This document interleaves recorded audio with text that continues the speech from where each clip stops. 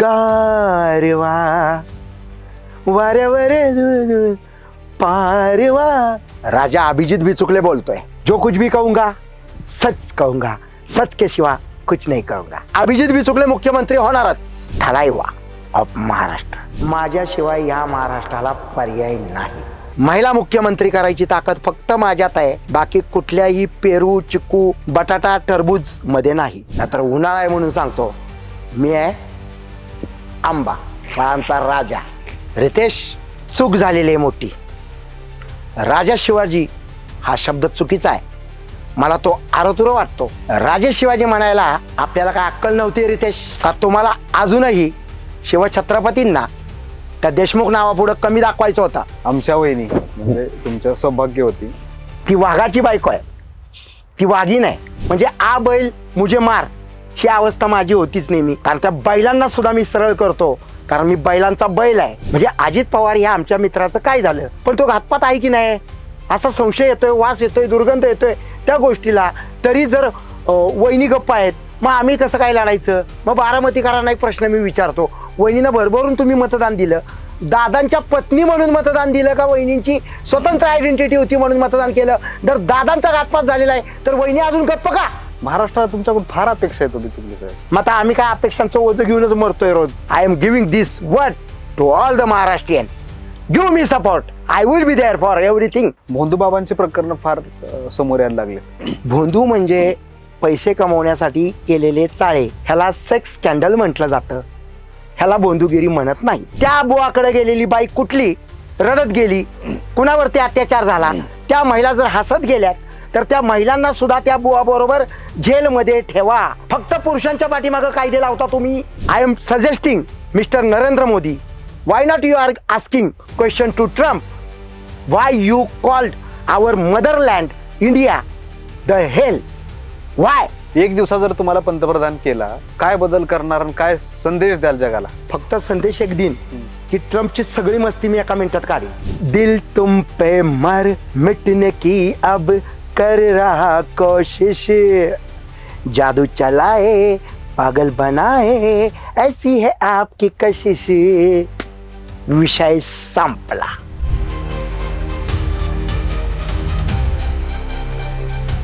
भारताचे भावी पंतप्रधान, साताऱ्याचे भावी नगराध्यक्ष, नुकतंच ज्यांनी बारामती विधानसभा निवडणूक लढवली असे महाराष्ट्राचे पुढचे थलपती म्हणजेच 2029चे थलपती, कवी मनाचे नेते, नेते ते अभिनेते, माननीय श्री डॉक्टर अभिजित वामनराव आवाडे बिचुकले आज टीओडी मराठीमध्ये आलेत. बिचुकले साहेब, तुमचं मी स्वागत करतो टीओडी मध्ये. नुकतीच तुम्ही बारामती विधानसभा निवडणूक लढवली आणि 4 मे रोजी निकाल जाहीर झाले आणि सगळीकडं टीव्हीवरती म्हणजे कुठल्याही माध्यमावरती तुमचा हा चष्मा आणि पांढरा शर्ट आणि स्वतः तुम्ही हे प्रकाश झोतात दिसले. म्हणजे विजयी सुनेत्रा पवार झाल्या, पण चर्चा मात्र डॉक्टर अभिजित बिचुकलेंची झाली. काय काय काय भावना होत्या काय त्यावेळेस? जलवा आहे हमारा. या ठिकाणी ह्या गोष्टी माझ्यामध्ये आहेत. जो स्पार्क आहे तो, आणि हिंदी बिग बॉसची जी टीम आहे सीझन नंबर 15ची, महाराष्ट्रातल्या कुठल्याही व्यक्तीला न घेता जाणीवपूर्वक मला सीझन नंबर 15 मध्ये हिंदीमध्ये नेलं. त्या दिवशीच बाळाचे पाय पाळण्यामध्ये दिसले होते. चर्चेमध्ये कसं राहावं किंवा त्याच्याही पेक्षा न्यूज चॅनलनी जो काही प्रकाश झोत माझ्यावरती टाकला, तर त्यांना माहिती आहे की या महाराष्ट्रामध्ये संपूर्ण समाजाला धरून 18 पगड जाती आणि सर्व धर्म समभाव असं जे कोणी व्यक्तिमत्व आहे ते डॉक्टर अभिजित बिचुकलेंचं.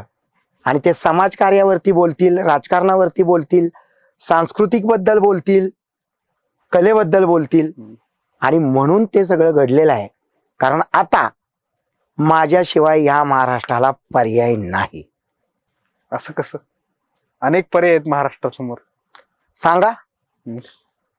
कुठले नेते संपूर्ण समाजासाठी आता लढतायत? तुम्ही काय लढताय? अहो लढलं पाहिजे. लोकशाही ही विश्वरत्न डॉक्टर बाबासाहेबांनी प्रचंड अभ्यास करून आपल्याला दिलेली आहे. हम्म. आणि ही लोकशाही जी होती हम्म. ती ज्याची मुळं लोकशाहीची ज्यांनी आणली हम्म. ते छत्रपती शिवाजी महाराज आहेत. आपल्या संपूर्ण इतिहासामध्ये बघा, शिवछत्रपतींना बदनाम करण्यासाठी कटकारस्थानं झाली, महात्मा फुलेंना बदनाम करण्यासाठी कटकारस्थानं झाली, औरंगजेबाचं नाव तिथं वापरलं गेलं, पण कुणी केलं हा खरा इतिहास लपवला गेला. आणि या सगळ्या महापुरुषांची जी काही ऐतिहासिक दखल आणि वाचन मी घेतलेलं आहे, केलेलं आहे, तर हे मानव जन्म तुम्हाला जो मिळालाय त्याचं सार्थक करण्यासाठी जनसेवा, मानवसेवा ह्या गोष्टी फार महत्वाच्या आहेत. आणि काही लोक इथं बघा तुम्ही, चमचे, कुत्रे आणि मोठमोठ्या नेत्यांची डुकरं म्हणून काम करतात. आणि हीच परत चमचे, कुत्रे आणि डुकरं माझ्या शिवछत्रपतींचं नाव घेतात, माझ्या विश्वरत्न बाबासाहेबांचं नाव घेतात. अरे तुमची लायकी आहे का नाव घ्यायची? आणि शिवछत्रपतींचं नाव घेऊन काही नालायक लोकांनी पोटं भरली. आणि ज्या ज्या वेळेला माझ्या शिवछत्रपतींची बदनामी झाली, उदाहरणार्थ जेम्स लेन, त्यांना माहिती पुरवणारे कोण हा प्रश्न मी तुम्हाला विचारतो. पण ज्यांनी ज्यांनी माझ्या छत्रपतींच्या नावावर पोटं भरली, त्यांच्या पिढ्या चालवल्या, त्यांची लायकी नसताना मग जेम्स लेनच्या वेळेला हे लोक कुठे गेले होते? हे लोक फक्त माझ्या पुढे येऊ दे. शिवछत्रपतींचे वैचारिक वारस म्हणून जलमंदिरमध्ये शिवरायांची जी गादी आहे त्या गादी समोर यांना ह्या माझ्या जोड्यानं मारणार आहे मी. ह्या 4 मे नंतर तुम्ही त्या दिवशी प्रकाश झोतात होता, ट्रेंडिंगला आलात, सगळ्या बातम्या वगैरे तुमचं चालू होतं. आणि त्यावेळेस तुम्ही एक स्टेटमेंट केलं की 2029ला मुख्यमंत्री मीच सांगितलं ठरवणार. तुम्हीच ठरवणार. यस, आणि पक्ष संघटन देखील तुम्ही घोषणा केलं. केली. पक्षाचं नाव सुद्धा घोषणा केली. करेक्ट. त्याबद्दल जरा विस्तृतपणे सांगा ना. ते अनेक कार्यकर्ते तुमचे चाहते आहेत, तुम्हालाही पक्ष वाढवण्यासाठी मदत होईल. विस्तृतपणे सांगायची जी काही भूमिका आहे ती अशी आहे की आता जे कोणी महाराष्ट्रामध्ये पक्ष आणि संघटना आणि राजकीय पक्ष जे म्हणतायत त्यांना मी जाहीररित्या एक प्रश्न विचारतो की ते त्यांचे स्वतःचे पक्ष आहेत का? ज्यांनी, म्हणजे आपण पवार साहेबांबद्दल जरी बोलायला गेलो तर पवार साहेब म्हणजे शरदराव पवार राजकारणातले अतिशय अनुभवी आणि अनुभव असतानाच वयाचा सुद्धा एक मोठा आकडा पार केलेले. आणि मध्यंतरीच पवार साहेबांची माझी मीटिंग झाली, त्यामुळे असं ठरलं की आम्ही दोघं गोपनीय बंद खोलीत बसणार आहोत असं पवार साहेबांनी मला सांगितलंय. हे मी कधीही खोटं बोलणार नाही. आज शरद पवार साहेबांनी मला घरामध्ये आपण दोघंच बोलत बसू असं सांगणं ही माझ्या जीवनातली मोठी कमाई आहे असं मला वाटतं. यशवंतराव चव्हाणांचे मानसपुत्र असलेले शरद पवार साहेब हे पहिल्यांदा इंदिरा गांधींबरोबर काम करायचे. थोडंसं त्यांचं वाजलं म्हणून सोनिया गांधींना विरोध करत त्यांनी त्यांचा पक्ष निर्माण केला. त्याच्यानंतर पवार कुटुंबियांमध्ये काय वाद उत्पन्न झाले, बऱ्यापैकी ते सगळे वाद मला माहिती आहेत. म्हणून अजित पवारांनी पवार साहेबांच्या पाठीत खंजीर खुपसला. म्हणजे हे पक्ष एकमेकांचे तोडातोडीचे पक्ष आहेत. हा, मध्ये एक व्यक्ती मला आठवतोय की स्वतंत्र पक्ष आणि स्वतंत्र एक नाव घेऊन आला, आणि ती व्यक्ती म्हणजे राज ठाकरे. आणि राज ठाकरे हे महाराष्ट्रातले शेवटचे नेते आहेत, माझ्या आधीच्या पिढीतले, असं माझं ठाम मत आहे. त्यामुळे मी घोषणा केली की आताच्या तरुण पिढीला जर नेतृत्व द्यायचं असेल, जुन्या जाणत्या लोकांना जर त्यांना कळत असेल की स्वाभिमानी बाणा म्हणजे काय आहे, जुन्या जाणत्या नेत्यांना मला सांगू इच्छितो की तुमची मुलं भीक मागताना दिसतायत, तुम्ही समाजासाठी कार्य केलं आणि येणाऱ्या काळामध्ये तुमच्याकडे नेताच नाहीये. तुम्ही ज्यांच्या मागं पळत होतात तीच इतरांच्या मागं पळत गेली. मग या महाराष्ट्राचं अस्मिता असेल, सांस्कृतिक वैभव असेल, सामाजिक वैभव असेल, राजकीय वैभव असेल, हे जर टिकवायचं असेल तर माझा जो बाणा आहे की मी आजवर कुणाबरोबरही काम केलेलं नाही, मग ते माझे उदयनदादा असतील किंवा इतर पक्षांतले माझे मित्र नेते असतील. स्वाभिमानीपणा कुणाकडे आहे का? नाही. आणि मग स्वाभिमानी बाणा जर जपायचा असेल, भविष्य जर उज्ज्वल करायचं असेल युवा पिढीचं, युवतींचं, महिला भगिनींचं, म्हणून मी म्हटलो माझ्याशिवाय महाराष्ट्राला पर्याय नाही. आणि लोकशाहीमध्ये मतदानाचा अधिकार जो विश्वरत्न डॉक्टर बाबासाहेबांनी तुम्हाला दिला, मतदान करताना तुम्ही काय खाऊन जाता घरामधनं ते काय असतं? जर तुम्ही अन्न खाऊन जात असाल तर अभिजित बिचुकले मुख्यमंत्री होणारच. पक्षाचं नाव काय? ABSS, अखिल बहुजन समाज सेना असं प्राथमिक नाव ठरलेलं आहे. तरीही मी स्वतः लॉ होल्डर म्हणू किंवा लॉचा विद्यार्थी म्हणू किंवा लॉचं नॉलेज असलेला म्हणू मी असल्यामुळं माझे सगळे वकील मित्र माझ्या बॅचमधले अजूनही नावाबद्दल, कामाबद्दल आणि निवडणूक आयोगाच्या पत्रव्यवहाराबद्दल कार्यरत आम्ही झालेलो आहे. यामध्ये महाराष्ट्राच्या पहिल्या महिला मुख्यमंत्री ज्या होणार आहेत, माझ्या सौभाग्यवती सौ अलंकृताजी बिचुकले, हे गेले 10 वर्ष मी सांगतोय आणि हे मी करून दाखवणारच. हे मीच करू शकतो म्हणून माझं विधान आहे 2029चा मुख्यमंत्री मीच ठरवणार. बदल काय करायचा असेल तरी तो मीच करणार. पण सौभाग्यवती अलंकृताजी बिचुकले या संपूर्ण महाराष्ट्रातल्या माझ्या बंधू भगिनी आणि मातांना सांगतो, विचार करा. महिला मुख्यमंत्री करायची ताकद फक्त माझ्यात आहे. बाकी कुठल्याही पेरू, चिकू, बटाटा, टरबूज मध्ये नाही. आणि या ठिकाणी मी आहे सातारचा कंदीपेढा, नाहीतर उन्हाळा आहे म्हणून सांगतो, मी आहे आंबा, फळांचा राजा. राजा अभिजित बिचुकले बोलतोय. फळांचा राजा आंबा असतो तसं अभिजित बिचुकले राजे आहेत असं तुम्ही सांगितलं. हो. आणि बोलताना सांगितलं की पवार साहेबांनी तुमची भेट होणार आहे, हो. तर वेळ झाले आणि बंद दाराआड सगळं फेकणार आहे. नेमकं काय बरं हे? महाराष्ट्राला कळलं पाहिजे, देशाला कळलं पाहिजे. नक्कीच. काय झालं, मध्यंतरी जी माझी 7-7 महिन्यापूर्वी जी मीटिंग झाली इथं मोदी बागेमध्ये, आता पवार साहेबांनी मोदी बाग आहे ना त्यांचं निवासस्थान, पुण्यामधलं गोविंद बाग, मोदी बाग पुण्यामधलं का? हा. कदाचित मी चुकत असेल. नाही, मोदी बाग आहे इथं पुण्यामध्ये निवासस्थान. त्या ऑफिसमध्ये जेव्हा मी भेटलो तेव्हा त्या ठिकाणी आमचे जे मित्र होते, निखिल असेल किंवा ज्ञानेश असतील, आम्ही आतमध्ये जेव्हा गेलो त्यावेळेला पवार साहेबांनी मला स्पष्ट भाषेत सांगितलं होतं की आपण फक्त दोघंच बंद कमरा एकदा चर्चा करू आणि मला तुमच्याशी खूप गोष्टींवरती बोलायचंय. आणि पवार साहेब, जर तुम्ही हा एपिसोड यांच्या पॉडकास्टचा जर पाहणार असाल तर मी खोटं बोलत नाही हे तुम्हालाही माहिती आहे. कारण खोटं हे उघड पडतं आणि आपल्याला खोटं रक्तात नाही आपल्या. पवार साहेबांनी सांगितलं होतं म्हणून मी हे बोलतोय. आणि इंशाअल्लाह मैं और पवार साहब जल्दी ही मिलेंगे और कुछ ना कुछ जो भी हमारी बंद कमरे में बातचीत होगी वो आपके सामने बताएंगे. बिचुकले साहेब, तुम्ही आता बोलताना सांगितलं की पक्षाची सुरुवात करणार, हे ते करेक्ट, खरं आहे, लोकशाहीत ते करायला पाहिजे. पण पक्ष सुरू करणं म्हणजे काय लुंग्या सुंग्याचा खेळ आहे ना.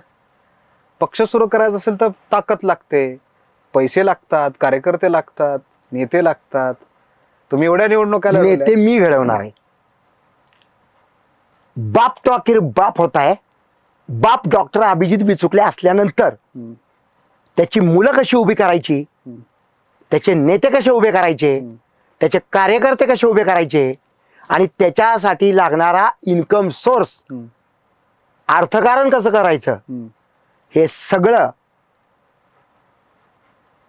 मी ठरवलेलं आहे. आणि हे सगळं ठरलेलं असतं.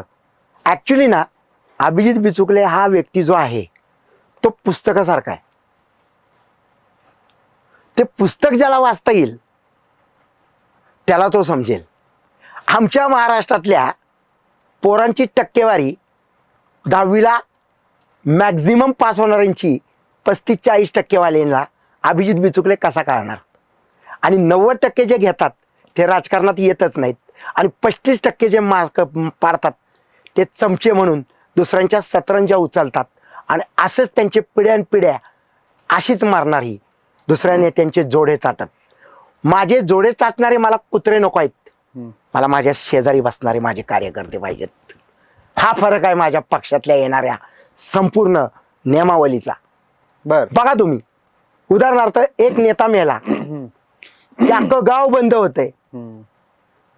तो मेलाय, त्याने किती भ्रष्टाचार केलाय हे बाजूला ठेवून ही लोक परत त्याच्याच घरातल्यांना जर निवडून देणार असतील, मला कुठल्या नेत्याचं नाव घेणार नाही, तर जेव्हा कार्यकर्त्यांच्या घरी त्यांचा बाप मरतो तेव्हा त्या नेत्याच्या घरातली बायका पोरं त्याची विचारपूस करायला जातात का, हा प्रश्न आहे माझा.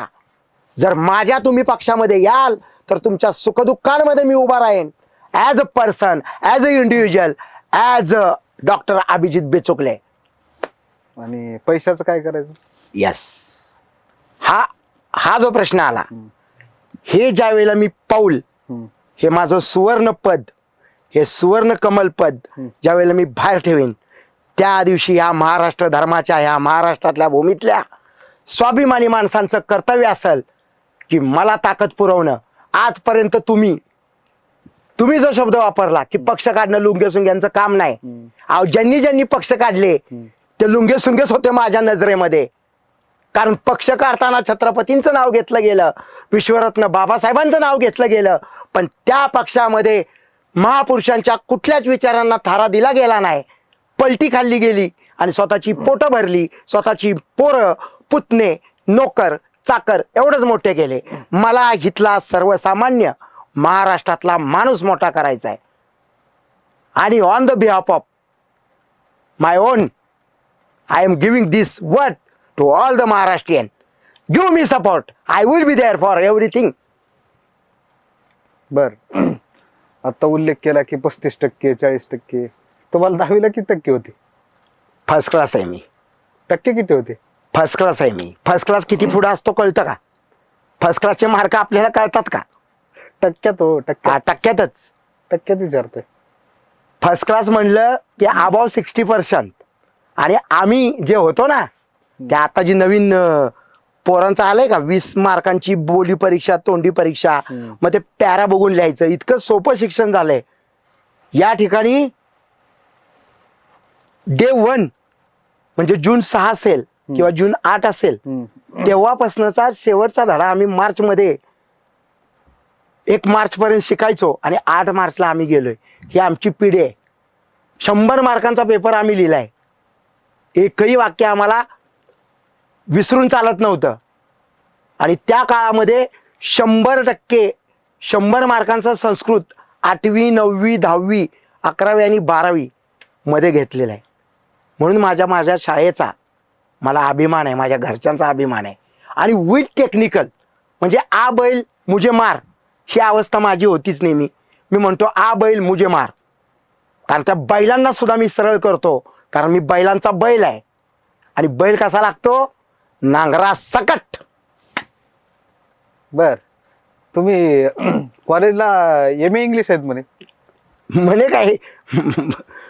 जाऊन बघा शिवाजी युनिव्हर्सिटीमध्ये लॉला होतो, पण काही कारणानिमित्त मी लॉ बाजूला ठेवलं. काय कारण होतं? नाही, मला नाही करायचं ते. कारण माझे बाकीचे मित्र जे आहेत आणि लॉचं माझं जे नॉलेज आहे ते प्रचंड आहे. मला एक प्रश्न विचारायचा आहे, मी प्रश्न विचारतो. मला ऍक्च्युली पॉडकास्ट माझा चालला होता. आता प्रश्न आहे की आजपर्यंत गेल्या 8 ते 10 वर्षांमध्ये विविध मोठ्या मीडियांमध्ये मी बोलत आलो, पण एकदाही मी कॉन्ट्रोवर्सीमध्ये ऐकलो नाही किंवा फसलो नाही. हे फार महत्वाचं आहे. हिथं माझं कायद्याचं शिक्षण मला उपयोगाला पडतं. कधीच माझी कॉन्ट्रोवर्सी झालेली नाही. हे महत्वाचं आहे फार. 26 वर्षापूर्वी M.A. इन इंग्लिश म्हणजे आजच्या पिढीलाही लाजवल असं शिक्षण झालंय तुमचं. नाही, शिक्षण करायचं पाहिजे. हे विश्वरत्न डॉक्टर बाबासाहेबांकडे जर बघितलं तर आमच्यासारख्या लोकांचं शिक्षण म्हणजे खूप छोटंच आहे. ते किती उंच पर्वत आहे एवढे दिसतात आणि आम्ही एवढंच शिकलोय. पण शिक्षण हे वाघिणीचं दूध आहे आणि हे दूध पिल्यानंतर शिक्षित माणूस गुरगुरल्याशिवाय राहणार नाही. शिकलेला माणूस कोरोनाच्या काळामध्ये थाळ्या वाजवणार नाही, थाळ्या चमचे वाजवणार नाही. तो औषध घेईल, इंजेक्शन घेईल. कोण आवाज उठवणार आहे या गोष्टीवर? तुम्ही उठवला पाहिजे. तेच ना. त्याच गोष्टी ज्या वेळेला निवडणूक आयोग असेल, कायदेतज्ञ असतील आणि त्याच्यातून येणारे आम्हाला एक निवडणूक आयोगाचं पत्र असेल की तुमचा पक्ष रजिस्टर झाला. मी तुमच्या माध्यमातून एक प्रश्न विचारतो माझ्या संपूर्ण महिलांना, कुठल्याही जातीचा तुम्ही महिला असाल, प्रश्न ऐका. स्मृती इराणी नावाची एक व्यक्ती होती. स्मृती इराणी नावाची एक व्यक्ती होती. शिक्षण किती? 10वी का 12वी, नक्की झालं होतं का माहित नाही. पण नरेंद्र मोदींच्या कृपेनं ती बाई त्या ठिकाणी केंद्रामध्ये शिक्षण मंत्री होती. केंद्रीय शिक्षण मंत्री नव्हते. काय होतं? तर काय महिलाचं आणि अवजड उद्योग काहीतरी असं काहीतरी खातं होतं. मंत्री केंद्रीय होती का? हा, केंद्रीय होती. ठीक आहे, आपण बोलता बोलता ते पद माहिती नसेल, ठीक पण आहे. केंद्रीय मंत्री होती, मान्य आहे. बरोबर. त्यावेळेला माझ्या मते महिलांसाठीचा गॅस, आपल्या घरगुती वापराचा गॅस हा 399, 350 किंवा 400 रुपयाला होता. बरोबर. स्मृती इराणीनं अख्ख्या भारतभर आंदोलन केलं होतं की हा रेट जास्त आहे, 400 रुपयाचा. आज माझ्या महिला भगिनींना प्रश्न विचारायचा आहे, कुठे आहे स्मृती इराणी? का स्मृती इराणीला तुम्ही पकडून परत आणत नाही? का आता 1000 रुपये असलेला गॅस सिलेंडर तुम्ही कमी करत नाही? म्हणजे हे कुठंतरी थांबवण्यासाठी माझ्यासारख्या माणसाची गरज आहे. हे लक्षात ठेवा, हे अधोरेखित करा. माणूस इथं कुठलाही राहणार नाही. महाराष्ट्र राहणार आहे, देश राहणार आहे. आणि देशाची संस्कृती जपायची असेल तर डॉक्टर अभिजित बिचुकले यांच्या विचारांची माणसं आता परत नव्या जोशानं, नव्या जोमात कामाला लागली पाहिजेत. ह्याच्या पलीकडे मला काही सांगायचं नाही. नुकताच एक राजा शिवाजी चित्रपट रिलीज झालाय आणि मी असं युट्यूबला बघत असताना तिथे तुमचा एक लुक दिसला छत्रपती शिवाजी महाराजांच्या ह्याच्यामध्ये. म्हणलं की काय, तुम्ही राजा शिवाजी चित्रपट बघितला? माझा लुक जो आहे शिवछत्रपतींचा, तो खूप गाजलाय. तुम्हाला वाटतंय 3 वर्षापूर्वी साताऱ्यामध्ये शिवजयंती निमित्त तो पहिराव मी केला होता आणि तो खूप गाजला. पण राजा शिवाजी नाही म्हणायचं. आणि हे मी तुला नाही सांगत, मी रितेशला सांगतोय. रितेश, चूक झालेली आहे मोठी. राजा शिवाजी हा शब्द चुकीचा आहे. मला तो आरोतुरा वाटतो. राजे शिवाजी म्हणायला आपल्याला काय अक्कल नव्हती रितेश? का तुम्हाला अजूनही शिवछत्रपतींना त्या देशमुख नावापुढं कमी दाखवायचं होता? शिवछत्रपतींपुढं असले रितेश देशमुख पाणी भरतात. तुम्ही बघितलंय का चित्रपट? विषय माझ्या राजाचं नाव घेताना आरोतुरा नाही घ्यायचं. राजे शिवछत्रपती म्हणायचं. राजे शिवाजी म्हटलं असता तर मला आनंद झाला असता. राजा हा शब्द मला आरोतुरा वाटतो. कारण मला ही साताऱ्यामध्ये, पुण्यामध्ये लोक हाक मारतात ना, तर राजे म्हणून हाक मारतात. आणि आत्तापासून नाहीये. 2003 साली लोकमत पेपरमध्ये माझ्याबद्दल लेख लिहून आला होता, साताऱ्याचे असेही तिसरे राजे म्हणून. असाही तिसरा राजा नाही, असेही तिसरे राजे. त्यामुळं हा राग होता माझा, मी बोलून दाखवला. रितेशन माझे संबंध चांगले जरी असले तरी राजा हा शब्द मला नाही आवडलेला. राजे शिवछत्रपती, राजे शिवाजी बघितला पिक्चर? तेच विचारते वारंवार. नाही बघणार. का? माझ्या राजांचा अपमान वाटतो मला त्या ठिकाणी. आणि तो चित्रपट महाराजांबद्दल होता का रितेशला हे दाखवायचं होतं की इंडस्ट्रीतले किती लोक त्याचे मित्र आहेत. जर दाखवायचंच होतं तर शिवछत्रपतींचा चित्रपट कशाला करायचा? घ्यायचं सलमानला नाचवायचं. आता सलमानला मी काय करतो काय बोलतो हे माहीत असताना तिथं हे जाऊन कामं करणार असतील तर अशा माणसांचा पिक्चर बघायचा कशाला? चर्चा झाली असेल ना तुमची सलमान खान सोबत संदर्भात? एक लक्षात ठेवा, ॲज अ पर्सन बोला. सलमान माझा मित्र आहे, होता. हिंदी बिग बॉस मध्ये सलमानच नेलं मला. पण एका पातळीवरती ज्या वेळेला तुमची बोलण्याची पद्धत चुकली तिथं अभिजित बिचुकल्यांचा बाणा येणारच. मी फक्त माझंच ऐकतो. सुनो सबकी करो खुद के. म्हणून सलमानला त्या दिवशी जागा दाखवली आणि आत्ता रितेशला खडसावून बोलतोय मी या ठिकाणी. विषय संपला. बिचुकले साहेब, जरा आपण आता पुढच्या मुद्द्यावर येऊयात. महाराष्ट्रात ना मागच्या काही दिवसापासून एक भोंदूबाबांचे प्रकरण फार समोर यायला लागलेत.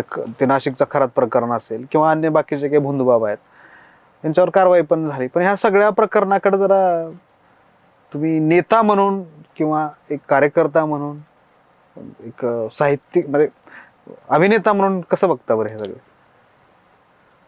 या पॉडकास्टमध्ये अतिशय महत्त्वपूर्ण असा हा प्रश्न आहे. भोंदू बाबांची खूप प्रकरणं आली असं प्रश्नामध्ये आल्यानंतर मला एक माझं ठाम मत सांगायचं आहे.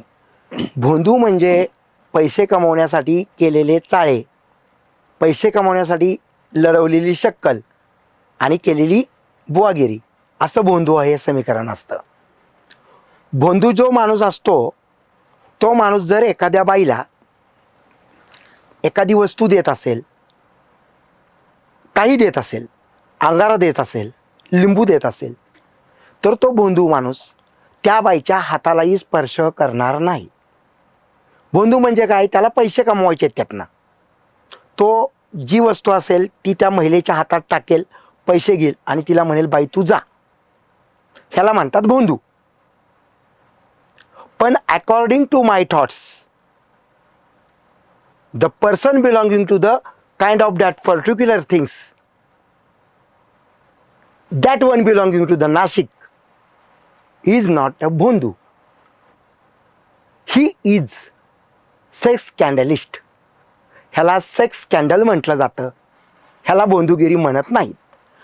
दुसरी गोष्ट, त्या भडव्याला, त्या भोंदूला, त्या भाडकावला जितकी शिक्षा झाली पाहिजे तितकीच शिक्षा त्याला पाठीशी घालणाऱ्या पदाधिकारी महिलांना, बायकांना आणि त्यांच्या सहकार्यांना झाली पाहिजे.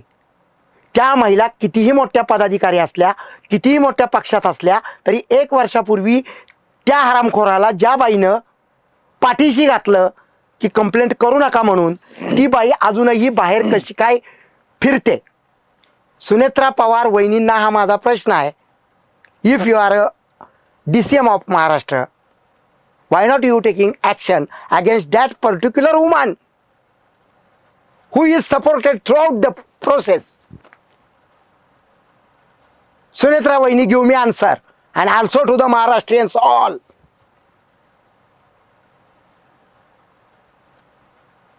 ह्याच्यावरती माझी दुसरी वहिनी शर्मिला वहिनी राज ठाकरे यांनी स्पष्ट भाषेत सांगितलं की त्या बुवाकडे गेलेली बाई कुठली रडत गेली, कुणावरती अत्याचार झाला, त्या महिला जर हसत गेल्यात तर त्या महिलांना सुद्धा त्या बुवाबरोबर जेलमध्ये ठेवा. पहिली मागणी ही. फक्त पुरुषांच्या पाठीमागं कायदे लावता तुम्ही. हसत बायका गेल्यात. आणि हे मी नाही बोलत, ही माझी दुसरी वहिनी बोललेली आहे, शर्मिला राज ठाकरे वहिनी. ऐका त्यांचं तरी. माझं नका ऐकू, पण माझ्या वहिनीचं ऐका. काय चाललंय या राज्यामध्ये? एकनाथरावांकडे सुद्धा तशी एक बाई आहे. एकनाथराव शिंदे, मी तुम्हाला सूचना करू इच्छितो की तुमच्या प्रतिमेला शोभत नाही असं त्या बाईला सुद्धा जेलमध्ये टाका. ती बाई त्या भडव्याबरोबर पूजा करताना दिसलेली आहे. ती तुमच्याकडे पदाधिकारी आहे. एकनाथराव, मी तुम्हाला सांगतोय, मी तुमचा हितचिंतक आहे. नाव घेणार का की? इतक्या नालायक बायकांचं नाव मला घ्यायचं नाही. मी माता रमाईचं, माता सावित्रींचं, माता जिजाऊंचं नाव घेणारा सुपुत्र आहे साताऱ्याचा. That's it. महाराष्ट्राच्या 2029च्या मुख्यमंत्री आमच्या वहिनी म्हणजे तुमच्या सौभाग्यवती यांची काय भूमिका आहे या सगळ्या याच्यावरती? अतिशय सुंदर प्रश्न. ती वाघाची बायको आहे, ती वाघीण आहे आणि ती घरंदाज आहे. ती माझ्याबरोबर बिग बॉस मध्ये दिसली त्याच्यानंतर ती बाहेर येणार नाही, कारण ती घरंदाज आहे.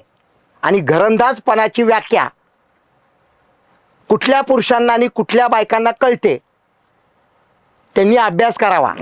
म्हणूनच सौभाग्यवती अलंकृताजी बिचुकलेंना प्रातिनिधिक स्वरूपात सर्व मातांच्या वतीनं, सर्व भगिनींच्या वतीनं, सर्व वहिनींच्या वतीनं मला महाराष्ट्राची मुख्यमंत्री बनवायचे. हा माझा स्वार्थ असेल, हे माझं स्वप्न असेल, हे माझं ध्येय असेल, हे माझं गोल असेल, हे माझं आहे. कारण मी माझ्या पद्धतीनं जगतो.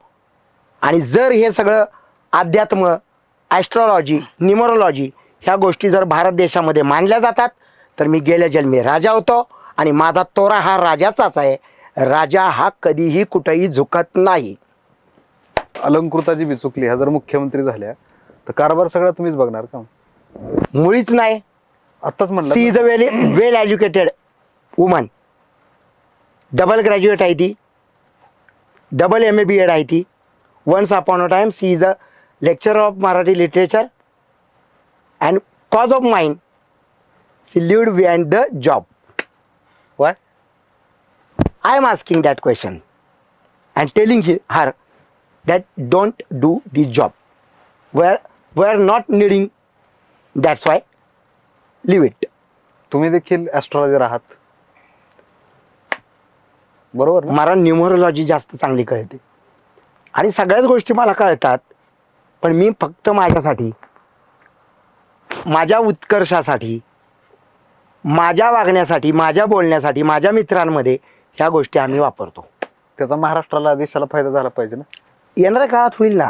लोकांनी मतदान मला केल्यानंतर ज्या वेळेला माझ्या हातामध्ये सत्ता येईल, कारण सत्ता आणण्यासाठी मी कोट्याधीश असणं गरजेचं नाही, सत्ता आणण्यासाठी मी बुद्धिवंत असणं गरजेचं नाही, सत्ता आणण्यासाठी मी हिरोईक असणं गरजेचं नाही, सत्ता आणण्यासाठी मी चंचल असणं गरजेचं नाही, सत्ता आणण्यासाठी भारतातली जनता ही सुजाण नागरिक होऊन स्वतःच्या कष्टानं अन्न खाणारी, कुठेही दारू मटणाला विकली न जाणारी असली पाहिजे. आणि जनतेमध्ये बदल घडवणं, जनतेमध्ये विश्वरत्न डॉक्टर बाबासाहेबांचे संपूर्ण विचार पसरवणं, छत्रपती शिवाजी महाराजांचे पसरवणं, यासाठी मी आत्ता कामकाज करतोय आणि कार्यरत आहे. येणारा काळ ही सगळी गोष्ट ठरवणार आहे. आणि म्हणूनही संस्कृतमध्ये म्हणतात कालाय तस्मै नमः. काळापेक्षा इथं कुणीही मोठा नाही. प्रत्येक जणांना आपलं काम करत जायचं, आपली मतं मांडत जायचे, आपली स्वप्न सांगत जायची. याच काळानं आमचे ज्येष्ठ नेते शरदराव पवारांना मुख्यमंत्रीपासून पुढं पंतप्रधान होऊन दिलेलं नाही. कालाय तस्मै नमः, काळाच्या हातात आहे. पण मला काळ माझ्या बाजूनं येणार अशी खात्री वाटते. हे न्यूमरोलॉजी सांगते का? अशी मला खात्री वाटते. संपूर्ण एक काळावरती सुद्धा आपण एक अंदाज घेतला पाहिजे. काळाचा सुद्धा, काळ सगळ्यांना दागा देतो, पण काही लोकांना काळ सुद्धा कळतो आणि त्यातलाच मी एक आहे. म्हणून एवढं विधान मी करतो. आणि हे आत्ता नाही बोललो मी, हे गेली 8 वर्षापूर्वी बोललो होतो. आणि बऱ्याच गोष्टी आहेत त्या राजकीय व्यासपीठावरनं. एक लक्षात ठेवा, आपल्या पक्षाची जी सभा होईल ती 100% मुंबईमध्ये शिवतीर्थावरतीच होणार आहे. आतापर्यंत तुम्ही किती निवडणुका लढवल्या? मला वाटतं 10-12 झाले असतील आतापर्यंत. हायेस्ट मतदान किती आहे? हायेस्ट 12,762. कुठलं आहे? सातारा जिल्हा 2009. सगळ्यात 2009 ला हायेस्ट मतदान पडलं. विषय का 26 आला ना तरी हायेस्ट मतदान नाही, त्याच्या पुढे आकडा सरकलाच नाही ना. नाही ऐका ना, मतदानाचा विषय तोच आहे ना, जनतेनं द्यायचा आहे का मी तलवार घेऊन जाऊन त्यांना धमकी देऊ? तेच विचारतो, जनता का देत नाही? अहो जनता देत नाही म्हणजे दारू मटणं वाटायला माझ्याकडे तेवढा 2 नंबरचा पैसाच नाही ना. आणि जे बलात्कारी झालेले नेते मी माझ्या पक्षात घेतच नाही ना. भोंदूबुवांना मी ठेवतच नाही ना. भोंदूबुवांचे पाय धुणाऱ्या बायका मी माझ्याजवळ उभ्या करतच नाही ना. मला सगळे सज्जन पाहिजेत तुझ्यासारखे. तू तरी आहेस ना सज्जन बाबा. हा मग संपला विषय. म्हणजे एक तरी सज्जन भेटलाय आता मला. हाय म्हणतोय म्हटलं विश्वास ठेवायला पाहिजे. बिचुकले साहेब, जरा सज्जनावर बोललो आता आपण. सज्जन म्हणजे काय? सज्जनाची बोललो. व्याख्या काय? नक्की मला मी सांगितलं मी मी सज्जन आहे. सांगतो. तुम्ही सज्जन मी आहात. सांगतो. मी बरं सांगतो. सांगा ना. सज्जनाची व्याख्या जी आहे ते मी थोड्या वेळापूर्वी मला वाटतंय तुम्ही जर ते दाखवणार असाल तर दाखवणार. त्याच्यामध्ये पुस्तकी ज्ञान ज्याला आहे त्यालाच डॉक्टर अभिजित बिचुकले कळतील असं मी म्हटलं. कारण अभिजित बिचुकले एका पुस्तकासारखे आहेत. ते समोरच्याला वाचता आले पाहिजेत. तसंच अनेक पुस्तकं साधू संतांची, शिवछत्रपतींचे चरित्र आणि शिवछत्रपतींना पाहिजे असलेला जो काही वैचारिक वारसा होता मासाहेब जिजाऊंनी दिलेला, त्याच्यामध्ये काही गोष्टी नमूद आहेत. ती सज्जनाची व्याख्या अशी आहे. जननी जन्मभूमीश स्वर्गादपि गरीयसी. म्हणजे मातृभूमी आणि असलेली आपली माता ह्या स्वर्गापेक्षाही आम्हाला श्रेष्ठ आहेत, स्वर्गात समान आहेत. आणि ह्या दोघी मातांना, मातृभूमीला आणि मातेला आम्ही आदरातिथ्य मानू आणि त्यांचं जपणूक करू आयुष्यभर त्यांच्या विचारांची. जमिनीला मानणारा, देशाला मानणारा, महिलांप्रती त्या ठिकाणी आदरभाव दाखवणारा असा जो आहे व्यक्ती त्याला सज्जन म्हणतात. आता तुम्ही जर नीट बघाल तर अमेरिकेचा अध्यक्ष तात्या म्हणजे डोनाल्ड ट्रम्प हा आमच्या भारताला नरकाचं द्वार म्हणतो, तरी नरेंद्र मोदी त्याला उत्तर देत नाहीत. म्हणजे माझ्या मातृभूमीला, माझ्या भारत मातेला, माझ्या भारत देशाला जर तो माणूस जर नरकाचं द्वार म्हणत असेल तरी मी गप्प बसतो, तर नरेंद्र मोदी हे सज्जन आहेत का? दिस इज द क्वेश्चन. तुम्हीच सांगा ना. या माझ्या महाराष्ट्रामध्ये हे सगळं बाया आणि बुवांचं प्रकरण झालं. माझ्या धरतीला त्रास होतोय. साधू संतांची भूमी आहे, शिवछत्रपतींची भूमी आहे. ह्या गोष्टी आहेत आणि त्याच्यासाठी ज्याचा जळफळाट होतो by the bottom of heart, मी त्या ठिकाणी त्वेषानं पेटून उठलो म्हणून मी सज्जन म्हटलो. मला ही सज्जनाची व्याख्या. तुम्ही आता डोनाल्ड ट्रम्पचा उल्लेख केला. तुमचे संबंध आहेतच ना ट्रम्प सोबत, इलॉन मस्क सोबत? नाही, ज्या व्यक्तीनं माझ्या देशाला असे अभद्र शब्द वापरले त्यांच्याशी संबंध ठेवण्याची त्यांची लायकी नाही. माझी भारत माता माझ्यासाठी सर्वश्रेष्ठ होती, आहे आणि कायम राहणार. काय विरोध मी केला आज या माध्यमातून एक गोष्ट सांगतो तुम्ही? इंग्लिश मध्ये. की मी कधीही माझा भारत देश सोडणार नाही. नाही, पण ट्रम्पला काय सांगणार? इंग्लिश मध्ये उत्तर द्या. ट्रम्पचा निषेध कसा करणार तुम्ही? नाही, निषेध नाहीये. कारण सांगतो, 1 मिनिट. त्याचा निषेध नोंदवायचा आहे, त्याला जे काय बोलायचं आहे हे सगळं कर्तव्य नरेंद्रभाई मोदींचं आहे. कारण at this point he is the prime minister of my country. It's not my duty. It's not my duty. We all elected that persons and we all elected BJP party for serving us, na, to represent the India in front of all the world, na. Then Narendra Modi's duty to answer Trump. And as I am telling, I am suggesting Mr. Narendra Modi, why not you are asking question to Trump? Why you called our motherland India the hell? Why? Abhijit Bichukale become a one day prime minister of India. एक दिवसा जर तुम्हाला पंतप्रधान केला, काय बदल करणार आणि काय संदेश द्याल जगाला? यामध्ये एका दिवसाचा पंतप्रधानाची निबंधाविषयी बोलायचं नाही मला. फक्त संदेश एक दिन की ट्रम्पची सगळी मस्ती मी एका मिनिटात काढीन. आणि ज्या इराणनं आम्हाला आयुष्यभर तेल दिलं, ज्या रशियानं आम्हाला मदत केली, त्याच संदर्भामध्ये नरेंद्र मोदींचे चुकीची धोरणं येत आहेत. त्यामुळे आमच्या इथं आता टंचाई व्हायला लागली सगळ्या गोष्टींची. हो, काही बोलता तुम्ही जाऊन राहो. हा, आणि एक लक्षात ठेवा, अभिजित बिचुकले बोलतोय असं जर कोणी बोललं ना उद्या, तर त्याला एक उत्तर देईन. तो कोणतरी एक मुलगा आहे, माझ्या तोंडातनं नाव गेलं, तो काय म्हणतोय बघा जाऊन. तो म्हणतोय प्राईम मिनिस्टर कोण पाहिजे होता नरेंद्र मोदींऐवजी. तो बघा जाऊन. मला आठवलं नाही, आता सोडून देतो विषय. मी आता मी म्हणलं ना मी नाही म्हणलो काही. मी म्हणतोय. हा, विषय काय येतोय, माझ्या भारतापेक्षा मला कुणीही मोठं नाही. ह्या जमिनीमध्ये आमच्या हजारो पिढ्या गेल्या, येणाऱ्या काळामध्ये पिढ्या येणार आहेत. आणि जमीन ही महत्वाची आहे, देश हा महत्वाचा आहे.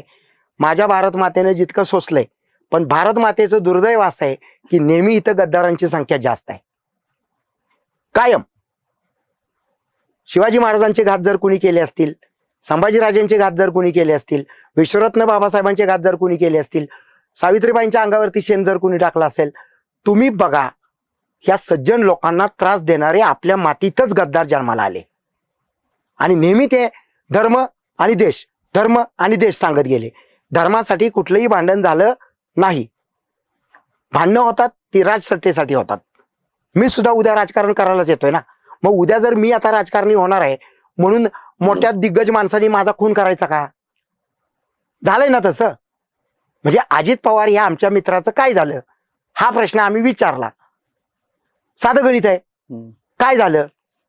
आणि ह्याच्यावरती सुनेत्रा पवारांना मी परत एकदा प्रश्न विचारतो की वहिनी तुम्ही सांगा की अजितदादांचं निधन हे झालेलं आहे, नॉर्मल झालेलं आहे असं तुम्ही म्हणा.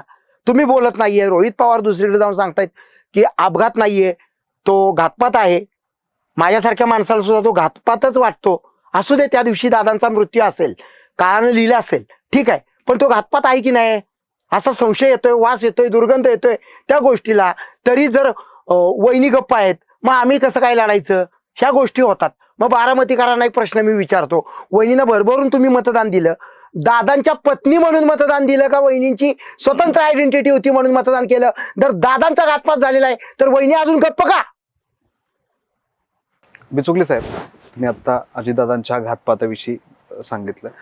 या संदर्भात तुम्ही काही आवाज उठवलाय? म्हणजे रोहित पवार सातत्याने त्यांची भूमिका मांडतायत, तुम्ही काय भूमिका मांडली, त्यांच्याशी काही चर्चा झाली? म्हणजे राष्ट्रवादी अजित पवार गटाचे जे प्रदेश अध्यक्ष आहेत सुनील तटकरे, यांच्याशी काही तुमची चर्चा झाली आहे का या सगळ्या संदर्भात? किंवा सुनेत्रा वहिनींशी, किंवा पार्थ पवार असतील, जय पवार असतील?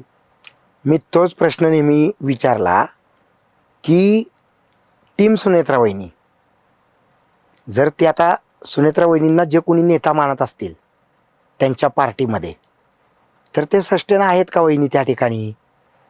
दादांचं काय झालं हे वहिनींनी लोकांना सांगायला पाहिजे. आम्ही म्हणतोय ना घातपात झाला म्हणून. मी तेच मागाशी बोललोय की त्या दिवशी अजितदादांचा मृत्यू जरी लिहिला असला तरी तो नॅचरल नाही असं आमचं मत आहे. तिथं घातपात झालाय. आणि गमतीचा भाग असा की त्यांचे एक सहकारी आहेत दादांचे, म्हणजे अगदी वहिनींपेक्षा त्यांच्या जवळचे, किरण गुजर म्हणून. तर त्यांच्याशी सुद्धा खूप गप्पा गोष्टी माझ्या सगळ्या गोष्टींबद्दल झालेल्या आहेत. आणि त्यांच्या मनात सुद्धा ती शंका आहे किरण गुजरांच्या. मी तर बोलून दाखवली, पण किरण गुजर का बोलून दाखवत नाहीत हाही प्रश्न आहे. कारण अजितदादांना त्या ठिकाणी राजकारणामध्ये आणण्यामध्ये किरण गुजर साहेबांचा हात होता. आणि त्याच दरम्यान अजितदादांचं लग्न झालं होतं. म्हणजे त्यावेळेला मी मला वाटतं 8-9 वर्षाचा असेल. आता ह्या गोष्टी आपण सगळ्या ऐकूनच करतो ना, कारण इतिहास आपण कोणतरी आपल्याला सांगत असतं. तर ह्या सगळ्या गोष्टी आहेत त्या ठिकाणी. आणि दादांचे माझे व्यक्तिगत संबंध खूप चांगले होते. मला दादांच्या इतर काही गोष्टींचं घेणं देणं नाही. आणि म्हणून मला वाटते परवासुद्धा मला वाटते कुठल्या तरी मोठ्या चॅनलला मी बोललो, माझ्या चरित्रामध्ये दादांबद्दलची इत्तंभूत माहिती, माझ्या चरित्रामध्ये उद्धव ठाकरेंची इत्तंभूत माहिती, माझ्या चरित्रामध्ये माझे थोरले बंधू छत्रपती उदयनराजे भोसलेंची माहिती, माझ्या चरित्रामध्ये राज ठाकरे आणि माझ्या संबंधांची माहिती, माझ्या चरित्रामध्ये मिलिंद इंगळे म्हणजे गारवा, गारवा वाऱ्यावर झुळझुळ पारवा. मिलिंद इंगळे माझे मित्र, वैशाली सामंत माझी मित्र, डॉक्टर आदिती गोवित्रीकर भारताची पहिली सौभाग्यवती विश्वसुंदरी, गेले 26 वर्ष त्यांचे आणि माझे अतिशय चांगले संबंध आहेत. या सगळ्या गोष्टी चरित्रामधनं येणार आहेत. म्हणजे तुम्ही आज आपल्या चॅनल दुसऱ्यांदा माझी पॉडकास्ट करतो, मग ते दुसऱ्यांदा मी काय आलो तर तुमचा मानसन्मान आहे म्हणून मी आलो. उद्या पुढचा भविष्यात काय कार्यक्रम होईल तर तुमचाही चरित्रामध्ये उल्लेख होणार आहे. वा. वाईटांचाही उल्लेख होईल, चांगल्यांचाही उल्लेख होईल. कारण मी जे अनुभवलं, मी ज्यांच्याबरोबर चांगला वागलो, ज्यांच्याबरोबर जीवन जगलो, ते मी माझ्या चरित्रात लिहिणार. मग ते काही लोकांना आवडेल न आवडेल तो त्यांचा त्यावेळेचा भाग आहे. पण जे येणार, जो कुछ भी कहूंगा सच कहूंगा, सच के सिवा कुछ नहीं कहूंगा. कधी येणार चरित्र? येणार. ह्या इतक्या फास्टेस्ट प्रोसेस नाहीत ना. या लिहायला सुरुवात केली लिखाण करणारी व्यक्ती जी आहे हं. त्यांची माझी बोलणी चालू असतात फोनवर. अच्छा. मग ते त्यांना पाहिजे तेवढं प्रश्न विचारून ते नोटेशन घेतात. मग त्यांची काय त्यांच्यात कसं लिहून घ्यायचंय त्यांच्या पद्धतीने ते काम चालू असतं. टायटल काय पुस्तक? सगळ्याच गोष्टींचा पडदा उघडाय नको. आगे आगे देखीए होता है क्या. इंस्टाग्रामवर मीम्स व्हायरल होत आहेत. हातात photo- नाही हे माहित नाही मला. हे खरंच मला दाखवू- माहित नाही. दाखवू? दाखवा दाखवा दाखवा. पण हे म्हणजे मी मला वाटतंय एबीपी माझाला बोललो आणि त्याच्यानंतर हे सगळं झालं असं आणि हे येतंय? होणार 100% फोटो, होणार. तुमचा फोटो, अच्छा, अच्छा. हातात एक पुस्तक, हा, हा, हा. अभिजित बिचुकले चरित्र. आणि हे जे इन्स्टावरती जे चांगलं काम करतात त्यांनाही मी सूचना करतो, आपल्याला जर देवाने एवढी बुद्धी दिलेली तर देशासाठी लावा ना. टाइमपास मध्ये नका घालवू. अभिजित बिचुकले जर टाइमपास करायला लागला ना तर तुमची गरज सुद्धा विकल. पण टाइमपास करत नाही कारण तुम्ही महाराष्ट्रामध्ये राहता ना, तुमची गरज शाबूत ठेवायची मला. टाइमपास नाही करत मी. हा मुद्दा आहे फार मोठा. नाही आता काय बरेच मीम्स व्हायरल होतात तुमचे. त्या धुरंधर चित्रपट आला होता. जलवा आहे हमारा. धुरंधर चित्रपट आला होता रणवीर सिंगचा. आणि त्याच्यात जो लुक होता त्याच्यावर तुम्ही क्लेम केला ना.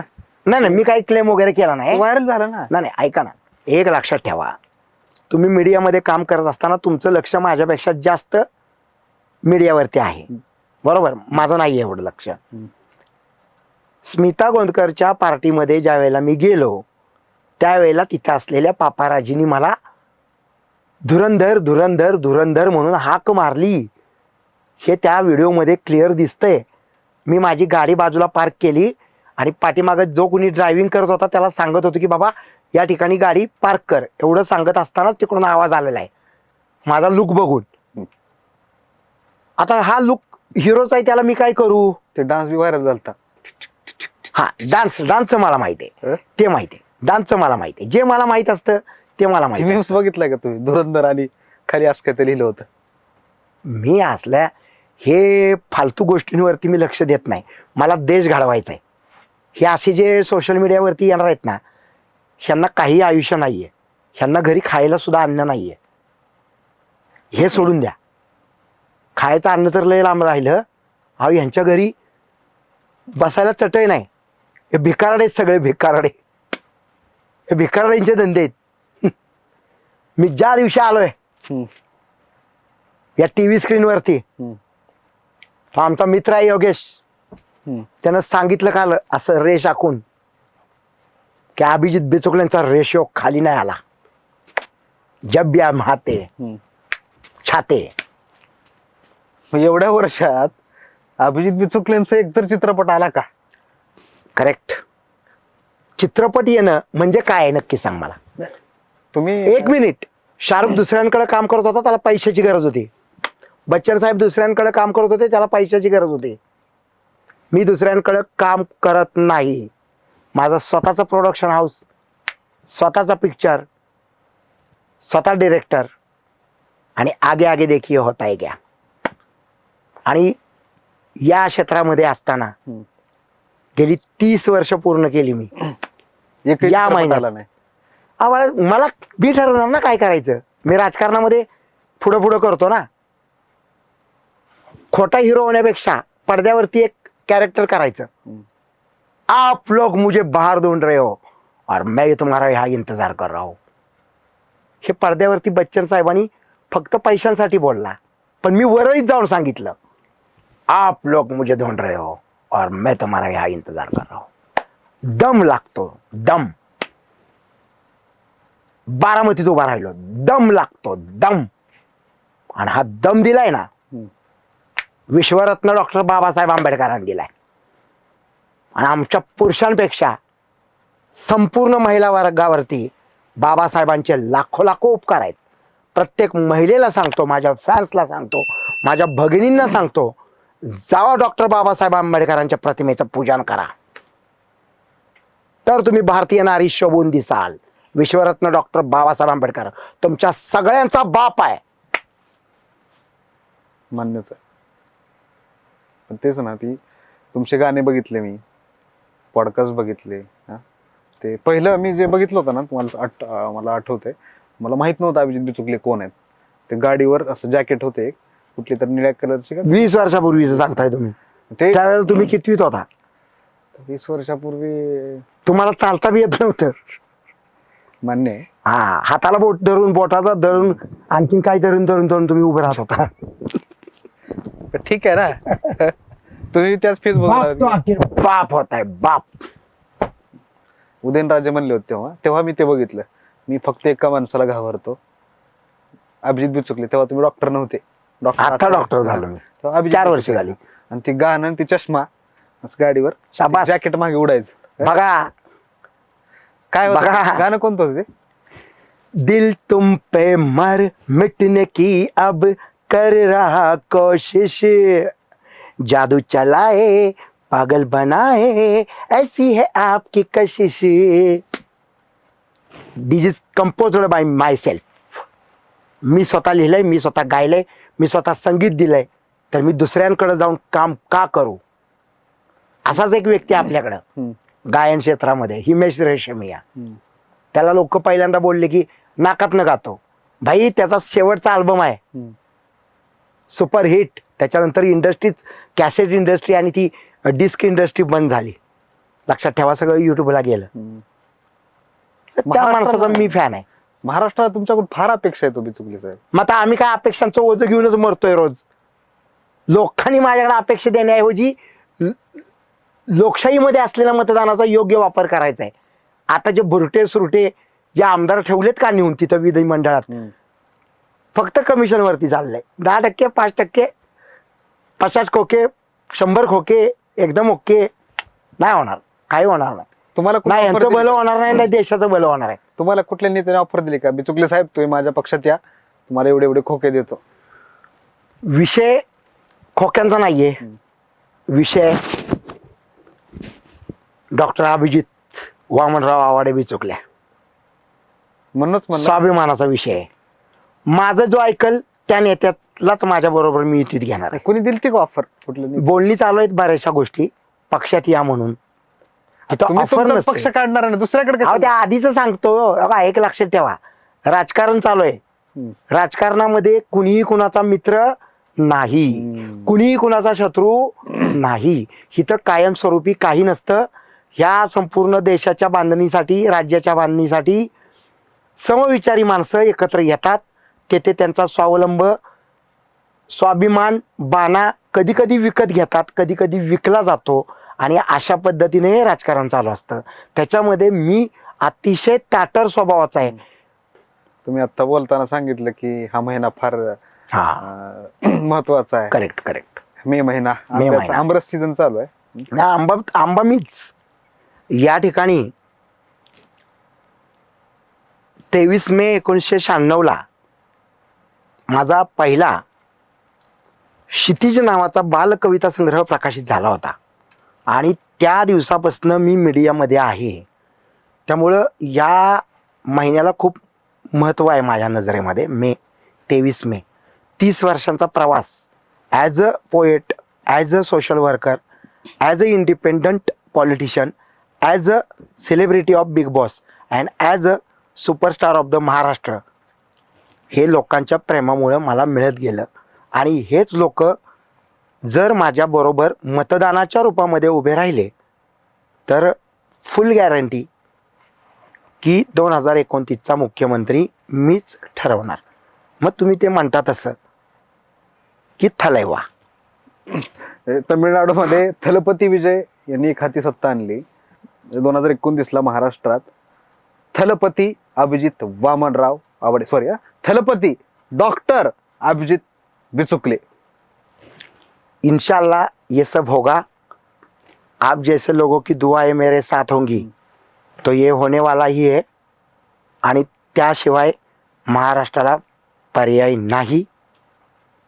The love and affection I am getting from the peoples of Maharashtra and also from India. I expecting all the love and affection transferred and convert into votes, and I will be the 2029's Thalaiva of Maharashtra. 30 वर्षात जमलं नाही, 4 वर्षात जमेल काय? 30 वर्षात जमण्यासाठी लग्न करायला लागतं. लग्नाचं वय आता 35-40 आहे. लग्न ही गोष्ट जर लोकांना जमत नसेल तर तुमच्या सगळ्यांच्या लग्नांची सोय जर मी करणार असेल, तर मी तुमचा बाप जर होणार असेल, तर 30 वर्ष आणि 4 वर्षाचा फरक नाही होत. संत ज्ञानेश्वर हे 14 वर्षांचे आहेत आणि आमच्या इथले म्हातार बाबा मारताना संत ज्ञानेश्वरी वाचतात. त्यामुळे वय मॅटर करत नाही. Age is the number. तुमच्या हृदयात मनात काय असतं ते महत्वाचं आहे. तर तुम्ही इथंच थांबणार, तुम्ही करण जोहरच्या इथपर्यंत पोहोचणार आहे का, हाच प्रश्न मला विचारायचा आहे ना. मी थलायवा होणारच, पण तुम्ही करण जोहर इतके मोठे होणार का, तुम्ही दाखवून द्या. दाखवणार की मग आमचं बघा पहिल्यांदा. नाही बघणार की आता आमचं पहिलं बघा बघणार आणि की. आमचं बघण्यासारखं आहे सगळं. तेच हा, तुमचं बघणार. मन तृप्त होईल मला बघितल्यावर. महाराष्ट्रालाच बघायची फार इच्छा आहे. सगळं दाखवणार, पाहिजे ते दाखवायला तयार आहे अभिजित हे बिचुकले. बघूनच सगळे तृप्त झाले असतील. सगळं दाखवायला तयार आहे माझ्याकडे आहे ते, आणि ते बघून सगळं तृप्त होणार सगळं महाराष्ट्राचं. लक्षात ठेवा. बर, विजयचं अभिनंदन करायला जाणार का तमिळनाडूमध्ये? तुमचे मित्र आहेत ना? अहो दादा थांबा जरा. सगळ्याच गोष्टी जर बोलायला लागलो तुमच्या पॉडकास्ट मध्ये, तर दुसऱ्या पॉडकास्ट वाल्यांनी जो मान सन्मान द्यायचं मला ठरवलंय, त्यांच्या इथं काय बोलू का नको? बोललं पाहिजे ना, कळलं हा, मग पाहिजे. बोलू ना. अहो, शपथविधी होते ना म्हणून म्हणलं. अहो ऐका जरा, 1 मिनिट. येणाऱ्या काळामध्ये सगळ्या गोष्टी समोरासमोर येतात आणि तुमच्यासारखे सगळे मीडिया पर्सन्स मी दिसल तिथं येतात. हे कुठनं तुम्हाला कळतं हेच मला कळलं नाही. आणि म्हणजे या गोष्टीबद्दल संपूर्ण मीडिया पर्सन्सला म्हटलं पाहिजे, काय तुम्हाला कुठनं फोन येतात राव, मी उठतो किती वाजता ही बातमी तुम्हाला येते राव. हा, मी घराच्या बाहेर माझ्या पडतो की नाही पुण्यामध्ये, की तुम्ही लगेच माझ्या बरोबर समोरच उभे असता कॅमेरा घेऊन. मग हे मी कमवलं ना, का मी तुम्हाला पैसे देतो का की बाबा हे लवकर ये माझ्या घरी उभा राहा कॅमेरा घेऊन माझी मुलाखत घे. हे तुम्ही दिलेलं प्रेम आहे ना. ह्या गोष्टी सगळ्या मोजाव्या लागतील. त्यामुळे संपूर्ण पत्रकार बंधूंचा मी त्या ठिकाणी आभार आहे, सर्व चॅनलचा. म्हणून तर तुमच्यासारखी लोक मला बोलवतात या ठिकाणी मान आणि सन्मान दिल्यावर. का आम्ही अशी येतो का थोडीच? नाही, सन्मान देतोच ना.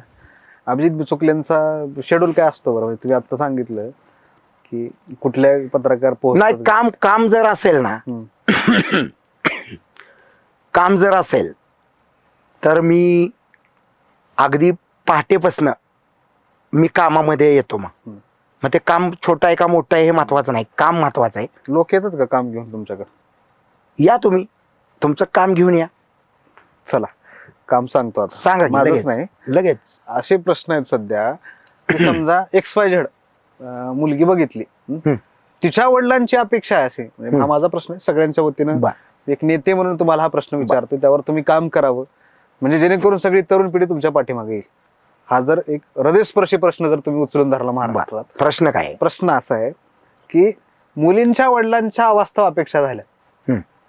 म्हणजे नोकरी पाहिजे, फ्लॅट पाहिजे, गाड्या पाहिजेत, सगळंच पाहिजे. कसं करायचं? पोरांनी काय करायचं का नाही करायचं? नाही, हा प्रत्येकाचा एक इंडिव्हिज्युअल प्रश्न आहे. कुठल्या बापाची मुलगी कुणाला द्यायची आणि त्या मुलीनं समन्वयक साधून आपल्या बापाबरोबर संबंधितांबद्दल बोलून कुणाशी लग्न करायचं, हा व्यक्तिगत त्या आई वडिलांचा आणि त्या मुलीचा प्रश्न आहे. सेम तीच गोष्ट होते की त्या मुलीची स्वप्न, तिच्या आई वडिलांची स्वप्न, त्याच पद्धतीचा विषय आहे की माझं स्वप्न असेल ना, मी माझ्या स्वप्नांसाठी लढणार आहे. मला शाहरुख खान त्याच्या स्वप्नांसाठी लढला म्हणून तो मन्नतमध्ये, मी माझ्या स्वप्नांसाठी लढतोय म्हणून मी मुख्यमंत्री होणार आहे. त्या मुलीला कसा नवरा पाहिजे, तिनं कसं पटकवायचा त्या मुलाला, किंवा त्या मुलानं त्या मुलीला कशी आपली पत्नी बनवायची, हा त्यांचा व्यक्तिगत प्रश्न आहे साहेब. आणि एक लक्षात ठेवा की लग्नगाठी ह्या वरती बांधलेल्या आहेत, ह्याच्यावरती तरी माझा पूर्ण विश्वास आहे. कॉलेजमध्ये असताना इतक्या मैत्रिणींमध्ये मी होतो, पण माझी सौभाग्यवती जी झाली ती सांगली जिल्ह्यातली झाली.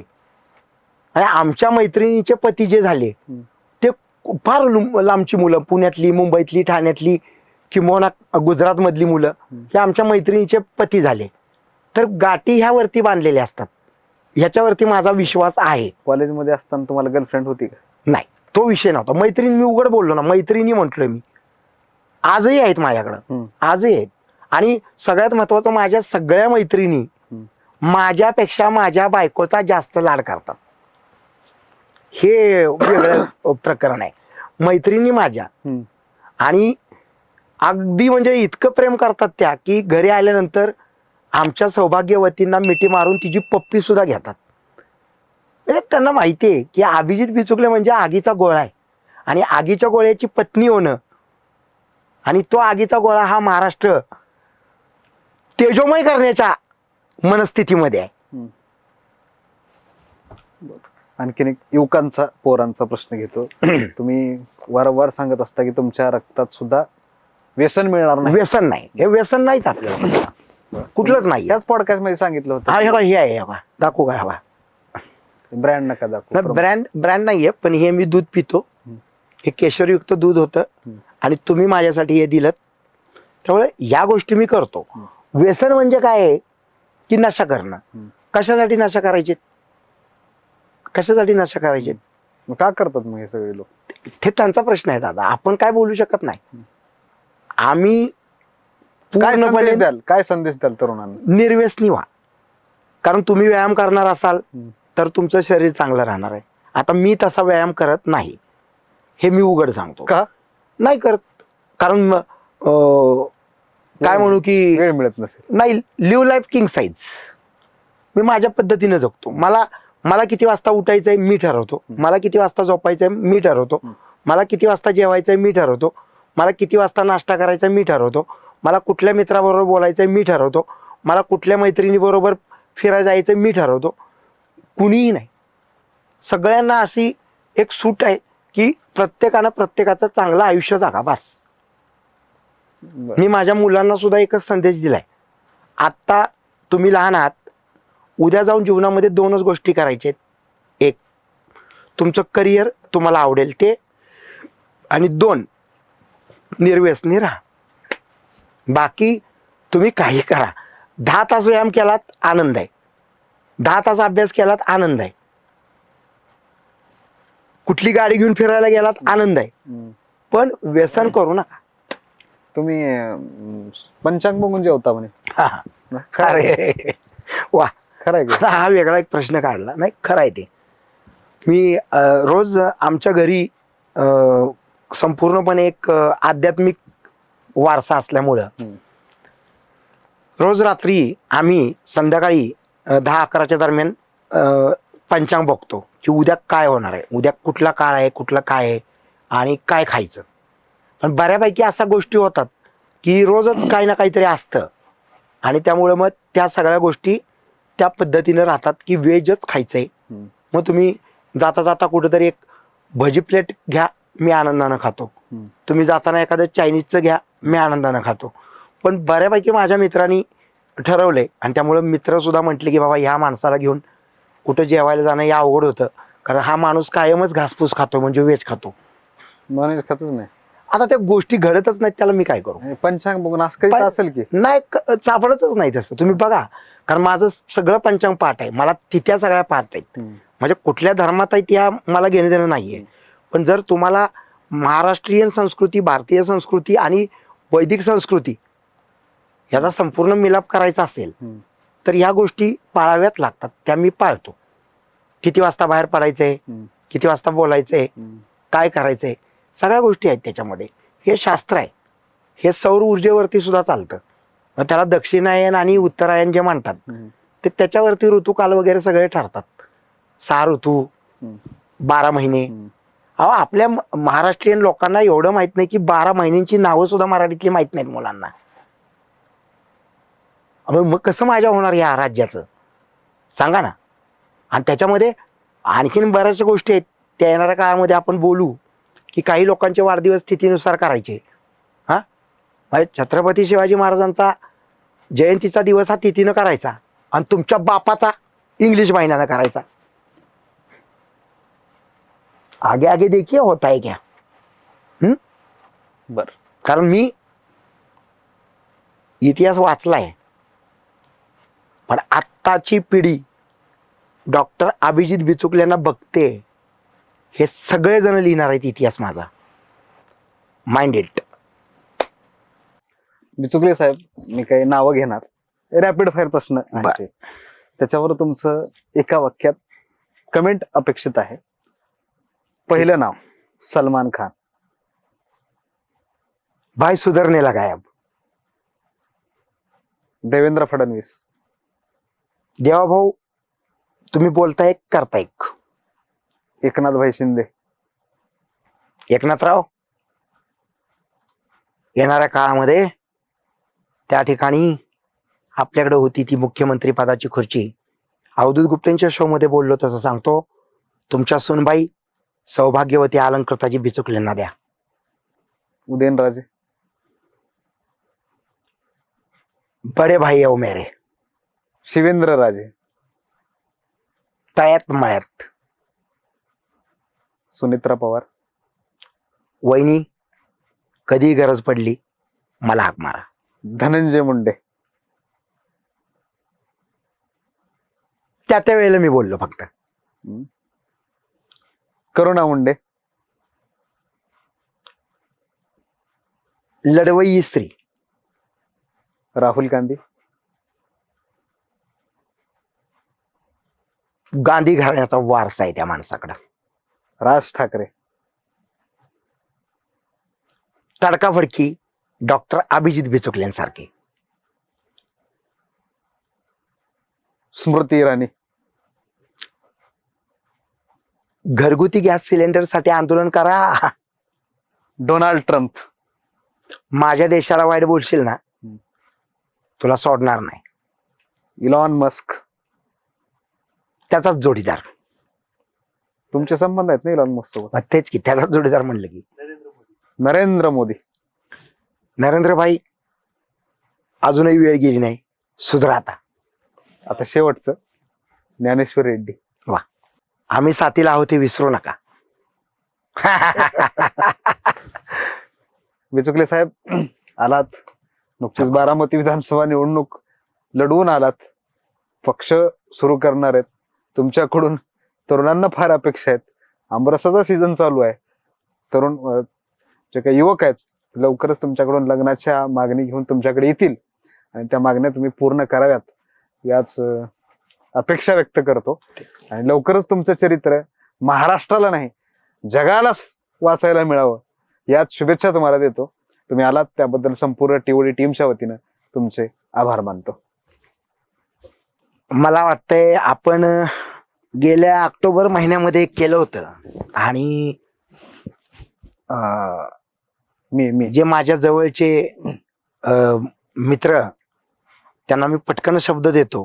त्यामुळे आज आपण दुसरा मला वाटतं एपिसोड केला आणि येणाऱ्या काळामध्ये लवकरच तिसरा करू अशा या ठिकाणी सदिच्छा. धन्यवाद.